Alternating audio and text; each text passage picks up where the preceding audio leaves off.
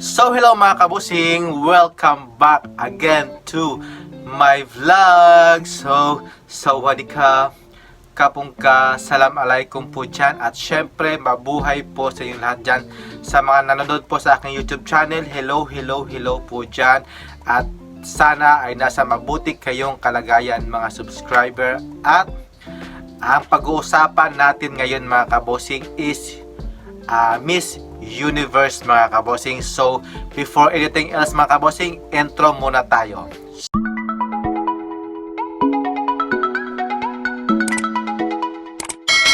So welcome back again to my vlog. Ayan mga kabosing. So as you can see mga kabosing, is ang pag-uusapan natin ngayon is ang Miss Universe, kung bakit binenta ni Hello the Universe or ni Ann Jatru Tatip ba yung pangalan niya.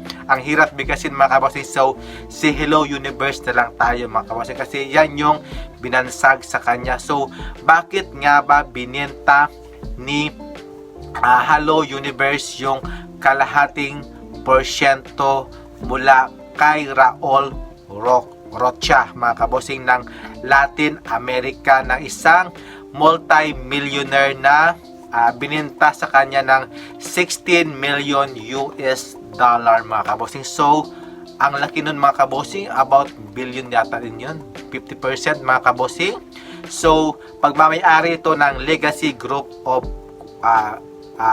Legacy Group Holding Company mga kabosing. So ayan, bakit nga ba binenta ni Hello Universe yung kalahati ng pagmamayari ng Miss Universe mga kabosing? So gusto niya siguro is masigurado na hindi lulubog yung company or ng Miss Universe organization mga kabosing, kaya binenta niya yung kanyang shares sa isang multi-millionaire mga kabosing sa Mexico. So para in case na manalo yung kandidata is meron silang America base mga kabos, hindi lang sa Thailand mga kabos. At least kung sa Thailand lang kasi is hindi accurate yun, mas okay pag nasa Amerika mga kabosing, may land base sila doon. At syempre napapabalita doon na yung mananalo ng Miss Universe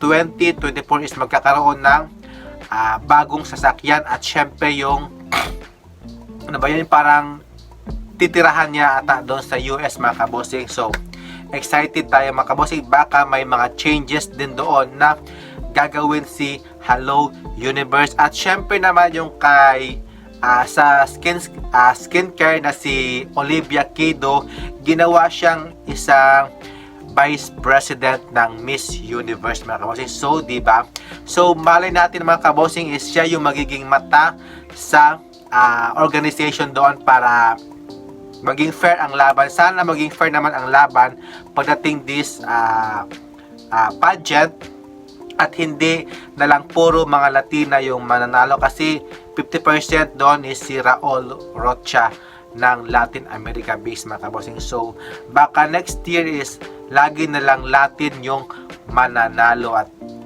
hindi na Asia or mga Europe or Africa mga kabosing, kasi dalawa na sila nagmamay-ari, si Hello Universe or si Ann at syempre si Raul Rocha mga kabosing.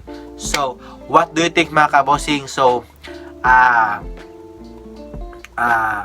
tayo ba ay kailangan talagang talaga sa kasi baka hindi na makakapasok yung Pilipinas sa semi-finalist, kasi lahat Thailand na at saka yung Latin America ng Mexico na yung magmamay-ari ng Miss Universe. So baka hindi na tayo papapasukin sa semi-finalist. Depende na lang ata sa performance ng ating kandidata kung deserve talagang makakapasok sa semi-finalist mga kabosing. So hope na this coming edition is yung ating pambato is yung may spirit talaga, na may right determination sa kanya para may uwi yung ika-5 corona ng ating Miss Universe mga kabosing. So comments down below mga kabossing, and don't forget to like and subscribe mga kabossing, and see you in my next vlog. Bye bye, keep safe po, bye bye.